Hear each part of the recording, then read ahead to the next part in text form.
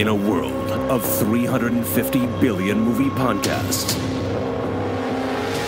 two chumps have decided that now is the time for cult movies to engage in combat. Disagreements will be had, blood may be spilled, and voiceover artists most definitely will not be paid. This is Cult Film Face-Off. Hello and welcome to episode 47 of Cult Film Face-Off. My name is Chet Roybus. With me as usual is Nick Leonard. Fly, pelican, fly. Thanks very much once again to Dangleberries at Junkerdenb on Twitter for this episode suggestion. This episode we're going to be looking at two, some would say seminal horror films from the late 1970s and the late 1980s. That's a bad way of putting it. Two horror films, anyway. That define decades. Yeah. From 1979, Phantasm, written and directed by Don Coscarelli, and Phantasm II from 1988, written and directed by Don Coscarelli. Also, obviously, we are going to start with the first film, which came out in 1979. Phantasm. A recently bereaved teenage boy named Mike teams up with his older brother and the local ice cream man to investigate a lanky grave robber and his haunting pint-sized minions. Phantasm. The delusion of a disordered mind. A phantom. A spirit. A ghost. For nearly 4 decades it has been contained, but evil always has a way of breaking free.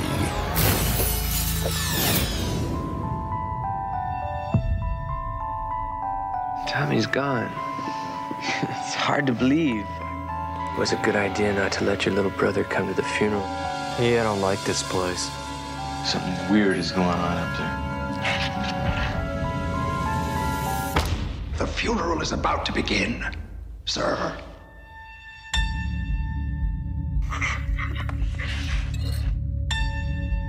What's wrong with you? There's something up there. I saw it. You got some kind of an overactive imagination or something? I know you're not gonna believe this, but these things were here. Oh, give me a break. What we gotta do is lay that sucker out flat and drive a stake right through his goddamn heart.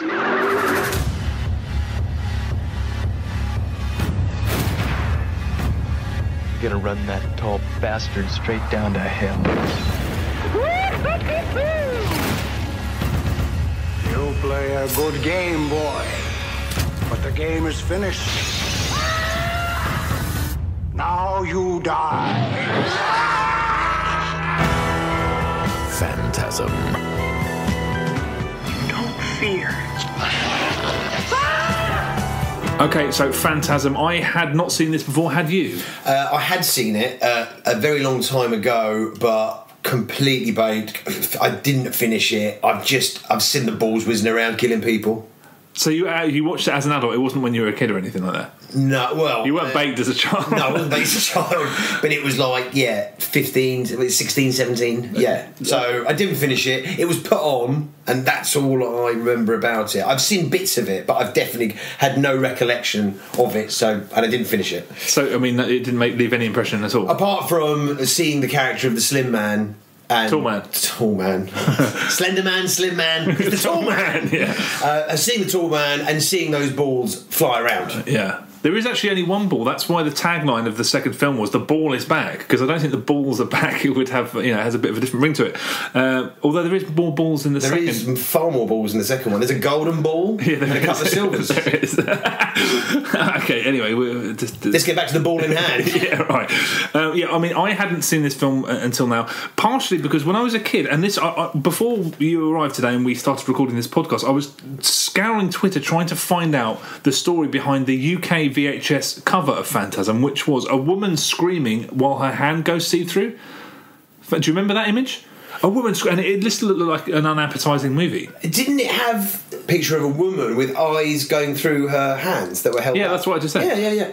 Oh, what did you see through hands? You said, or something? Her hands disappearing, and it's going. Yeah, it looks like she's. I have seen that was done at the VHS re-release. That's what the cover was, right? Yeah, that's right. When I was a kid, that's the video I always saw in the video shop, and that scene's not in either of these movies. No, she's not in the movie. It's also the second one when that got released on DVD. That image was the cover, and I'm like, what's the story behind that image? Why did they put that on those movies in the UK? It doesn't make any sense. No, I mean, I remember very clearly Phantasm 1 and Phantasm Phantasm II being pushed aggressively in video shops when I was a kid. I remember big Phantasm posters being put up. So they obviously made a mark back then. What do you think of them now?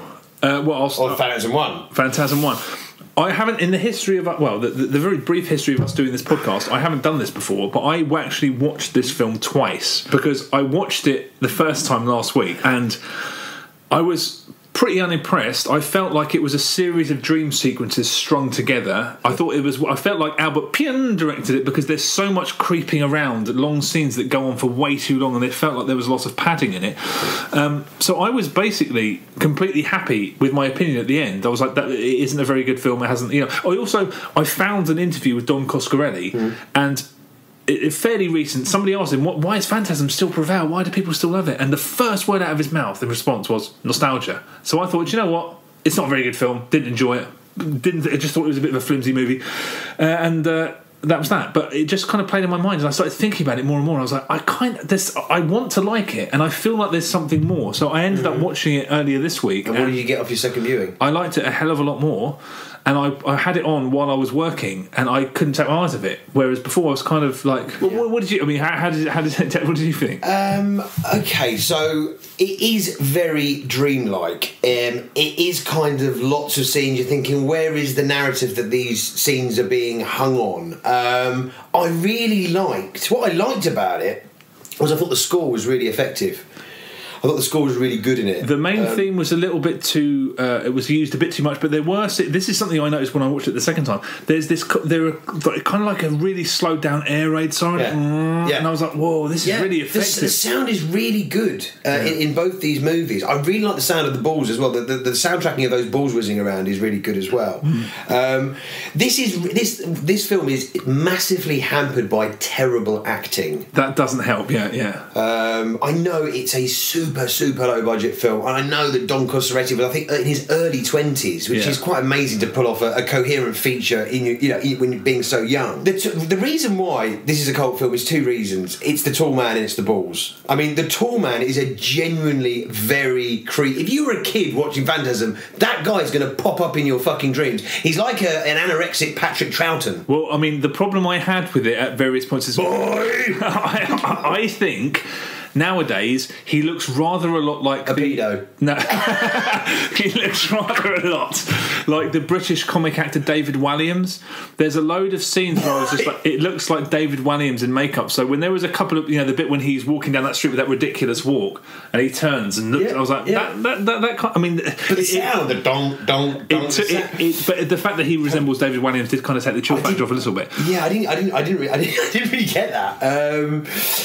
The older brother. The older brother is really bad. What is he doing in films? I mean, he's more wooden than Pinocchio. The little brother's not much better. I mean, it feels improvised at times. I mean, some of the dialogue exchanges feel completely improvised. I mean, there's a scene where the small boy is with a blonde-haired girl who is a terrible actress. It's like she's just read the lines and they rolled the camera. Exactly. And then the grandmother just starts cackling, laughing. And I'm like, has everyone just been shown the script 5 minutes before they started rolling? There are. I mean, I think there's some genuine laughs in this film, but I couldn't work out whether they were on purpose or not. I don't think they were. When the kid, the younger brother, is terrified in the graveyard, he runs screaming, and his older brother's trying to have sex with this girl. He turns around and said, "Oh, that's my brother.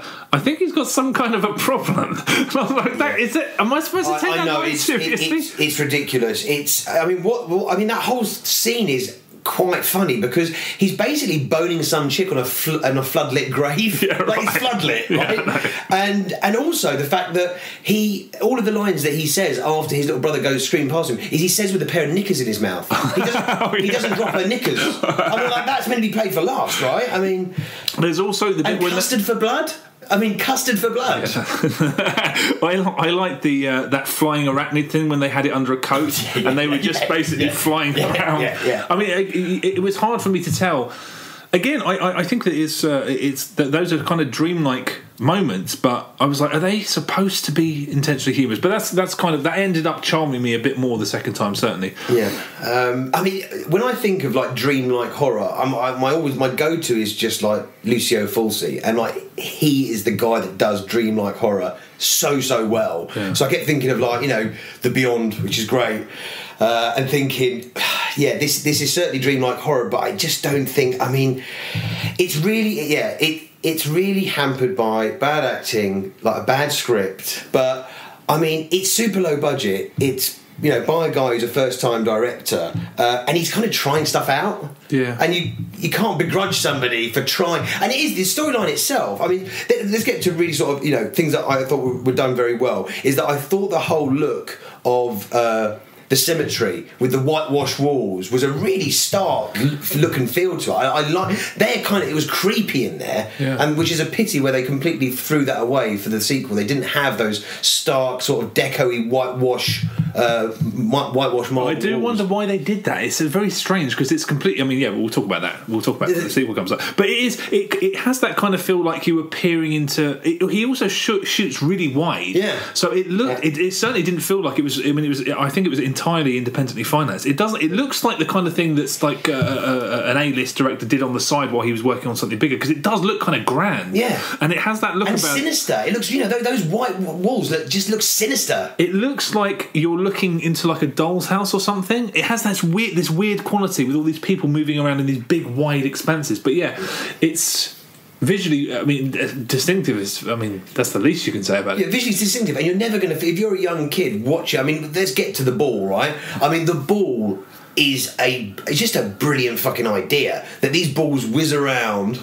they stick into your head, and then a bore goes through the centre of your skull, and then it just spurts out Clara. Yeah. It's a brilliant little death device. You're not wrong.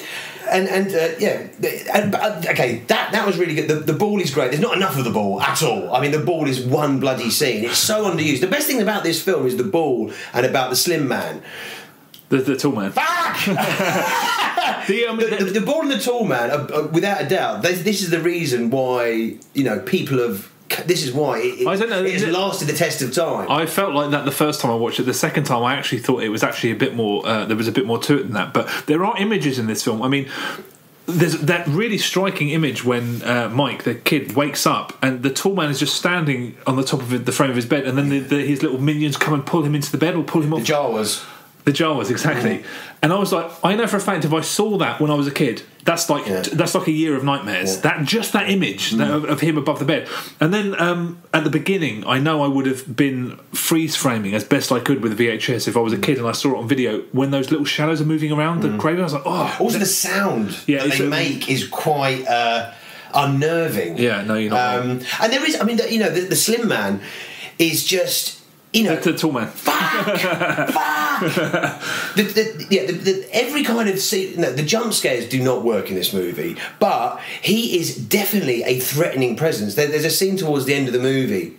I think it's actually the last scene where the cupboard swings back in the mirror and you see that he's just looming in the background, and you're like, as you say, if you're a kid, this stuff is going to be absolutely like stamped in your brain. That's what I mean. I think that's why it's that. If there is any reason that it's still talked about and loved today. I mean, but it's not. I mean, some people talk about it online. They say like, it's so it's so hot, it's so creepy, it's so unnerving. I think that's, I've never found that. I think that's people who saw it when they were children. I'm sure. The second time, I just felt like it was this kid is kind of dealing with, it's the aftermath of a funeral, and this kid is kind of dealing with death almost, and all of these things that kind of, you find out at the end that the ice cream vendor is not an ice cream vendor, it's basically his guardian, and you're like, whoa, that's the kind of shit that happens in dreams when you people are in your dreams but there's somebody else, they play a different role.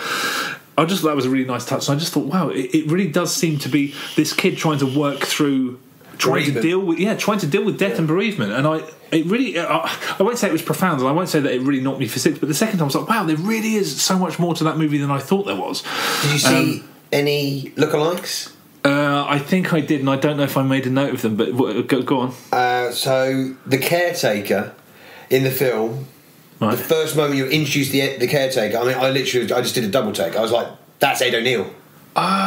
He's got a hat on. He's wearing a hat. Yeah. Okay, I can see that. Is that it? Any others?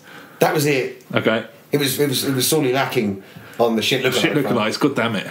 Yeah, I mean, what can I say? I mean, it made me yearn for, you know, as I said before, it made me yearn for like watching Lucio Fulci, who just does dreamlike horror so well. I like the soundtrack. But could I recommend this? No, and I think, you know, it's one of those. We've mentioned it so much on this podcast, but.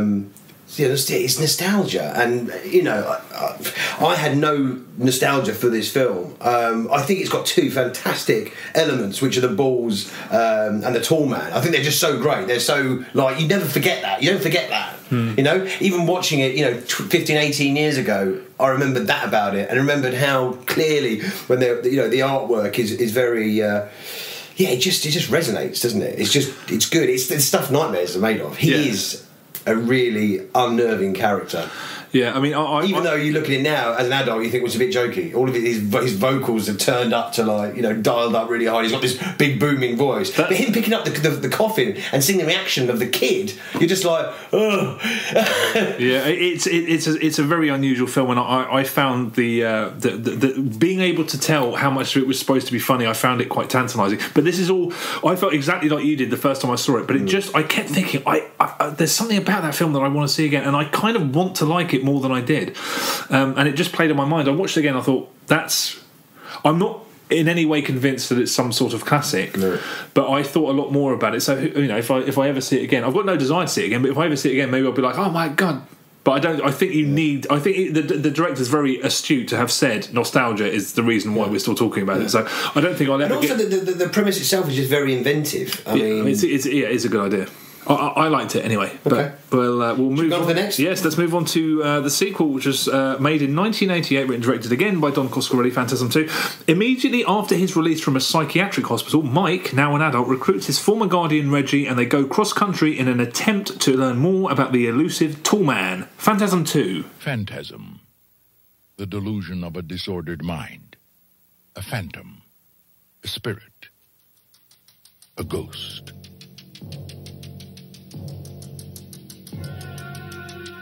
For 10 years, the secret of Perigord Cemetery has remained a mystery. Now, 3 innocent people are about to discover the ultimate evil. You think that when you die, you go to heaven. You come to us.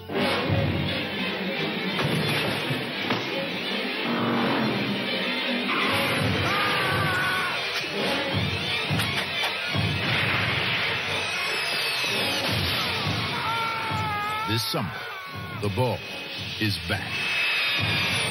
Phantasm II. It's only a dream. It's a dream. No, it's not.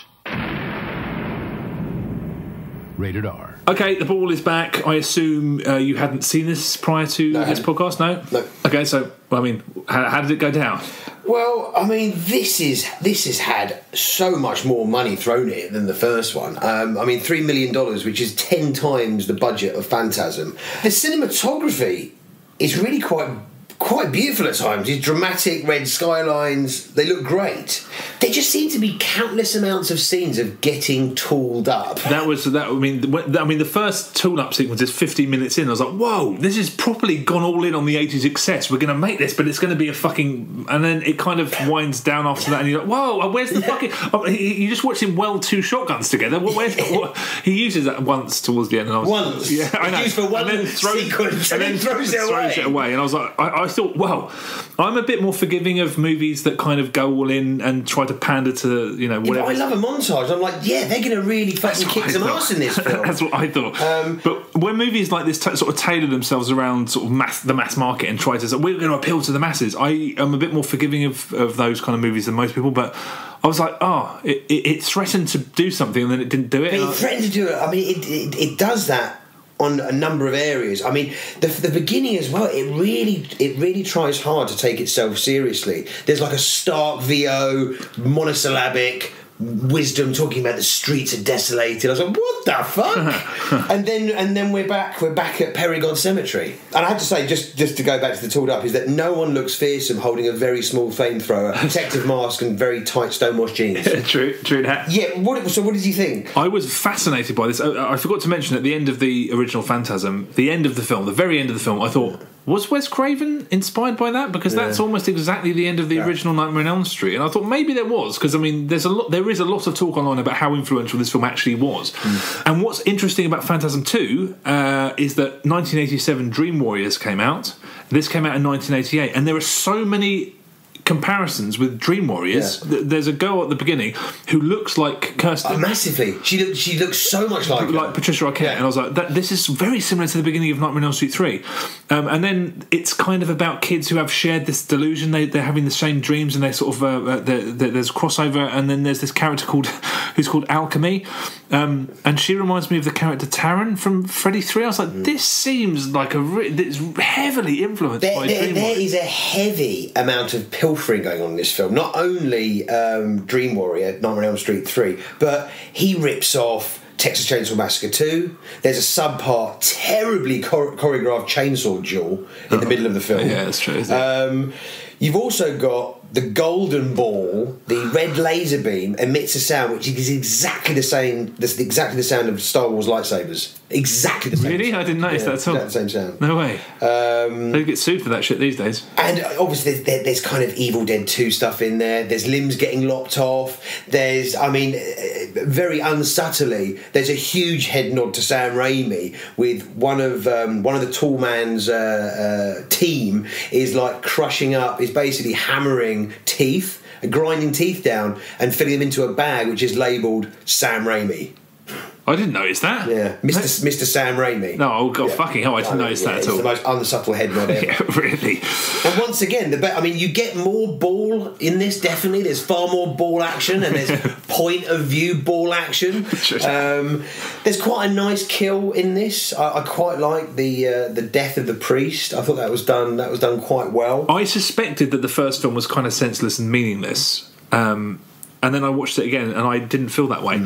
I don't think I need to see this film a second time to... This is a really haphazard cash-in that has it feels hollow because there's an incredible lull in the middle. There's a couple of sort of high points, but I mean, it's not awful. I wasn't bored. Well, I kind of was bored in the middle. But it's kind of a flat rehash. And the fact that it kind of makes more sense overall, doesn't improve things. I like the fact that there's kind of a few morsels. It's kind of building the universe and explaining what's going on a little bit, which is... It doesn't really expound on anything that's been done in the first one. It's just like... it's like an inflated version of the first one. You've got some really, really lazy scripting and things that are trying to moving the plot along. There's the main blonde female character. She picks up this long golden hat pin at the grandmother's house, and then you've just got a VO of the Slim Man going, "If you want her, come tonight." Oh, that's right. Yeah. I'm just like, what? I mean, that is fucking beyond. So that was just, it was just the plot. It was, there was more stunts in it. There was like a car rolling at one point. There was more action. But there's not enough kills. There's nowhere near enough kills. Yeah, I mean that's why it's so weird. We're like, because when it basically starts with a carry-on finale, like it carries on the last one and gives it the explosive finale they couldn't have afforded to do even if they wanted to. And then they do the tool-up sequence. I'm like, this is going to be awesome. And then they're on the road for ages. They're driving around, and it all looks pretty, but nothing's fucking happening. Yeah, and because the script is so shonky, you don't get any idea that these two guys are particularly building up camaraderie or anything like that. And then this girl out of nowhere just gets introduced. They pinch and she's... What's her name? Alchemy, who basically looks like Liv Tyler. And she wants a piece of the bald-haired, rat-tailed Reg the ice cream vendor, which leads to the most aggressive, dry humping ever committed to celluloid. Why do I not recall that? Oh my god, I was just like, this is so uncomfortable. What, he's dry humping? Is this meant to be funny? Yeah, she gets her kit off. Oh, when she's got she's got underwear on, and then she's just orgasming riding Reg the ice cream vendor. That was definitely play for laughs, surely. But it's not funny. No, of course not. But I mean, this is a cash-in. I mean, honestly, there's a nice bit of gore in it.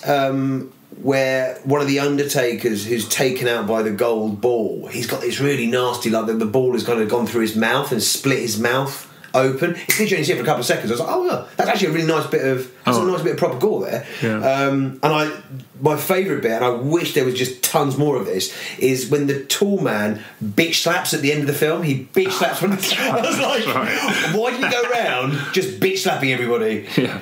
But yeah, unfortunately, there was not more of it. I mean, the fears that the first one played upon, they were all pretty standard. You know, confined spaces, the occult, adults in general, Jawas, Wiggly. But the second one, it's not really playing on any sort of traditional fears. It's like, I mean, it is just a cash-in sequel, but they couldn't just go all out. You know, I'm a big fan of The Dream Master, which is the least horror-like. Yeah. I mean, it's not a horror film. It's where they took Freddy and tried to make him into a fucking cartoon. Yeah. And they, you know, did very well off it. I thought this was going to be like that, and I don't mind movies like that just say, fuck it, it's the 1980s, let's throw a load of money, let's have a bit of action, let's fucking fuck it being a horror film. Because this is just as unsuccessful as a horror film as a Dream Master, but it doesn't have all of that great shit in it. No. I just think the only reason it's interesting to me is that I think I'm fascinated by how many similarities there are to the not the original Wes Craven script, but the film version of Nightmare on Elm Street 3. So has this made you want to go and track down Phantasm 3 and Phantasm 4? And The Harbinger, which is the latest one, which is, I think it came in the last couple of years. The Harbinger? Is it called The Harbinger? Ravager. Ravager, oh no, there was fairly recent. No, I mean... 2016, yeah. The problem these days is that everything, you have to want what you want and then you go and get it. If those movies were on TV, hell yeah, I'd watch them. Well, would I? I mean... If they were on at exactly the right time when I wanted them to be, I mean, this is the fucking contradiction, isn't it? I'd have to want to go there and get them when I want them, but at the same time, if it popped up on TV, I mean, basically, no, the answer is no. I don't really give a shit. But to be honest, I would definitely watch an old print of Phantasm. I'd definitely go and see that. But the sequel and, yeah, I mean... Yeah. I mean, so basically what I'm saying is Phantasm is better than Phantasm 2. Yeah, well, I wouldn't disagree. Yeah? You think that's the... Yeah. Okay. All right, well, so there you have it. Phantasm is better than Phantasm 2. So that is us done. Thank you very much for listening. Check out all of our social media channels and definitely check out our YouTube channel where all episodes are set to video and, they're in there on full. But yeah, we'll be back in a couple of weeks with another episode. Thank you very much for listening. Take it easy. Jobless.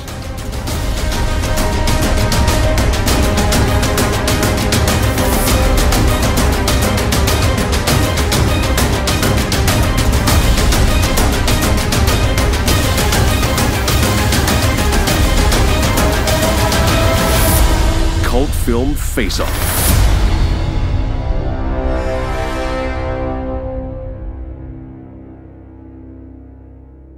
Hello, I'm Angus Scrim.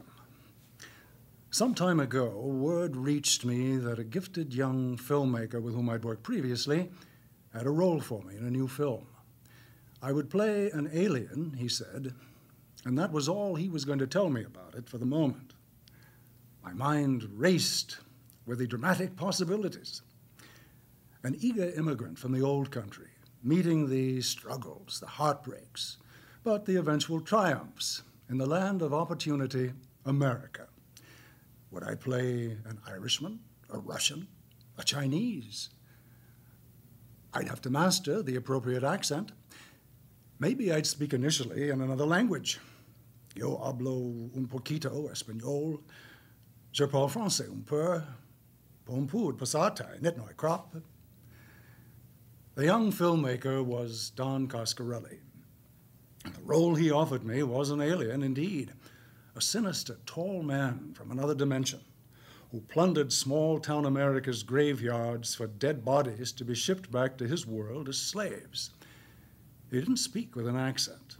About all he ever said was, "Boy." Don Coscarelli wrote, directed, produced, photographed, and edited that film, which was, of course, Phantasm. It was an enormous success all over the world in the spring, summer, and fall of 1979. It has remained a great favorite throughout the years, and it has spawned a series of colorful, inventive, terrifying sequels. Now, by means of this latest entertainment incarnation, Phantasm is here for your enjoyment. You will be seeing a film that holds a very special place in countless hearts. And know that as you watch, the tall man will be watching with you. Just behind you there, in the shadows.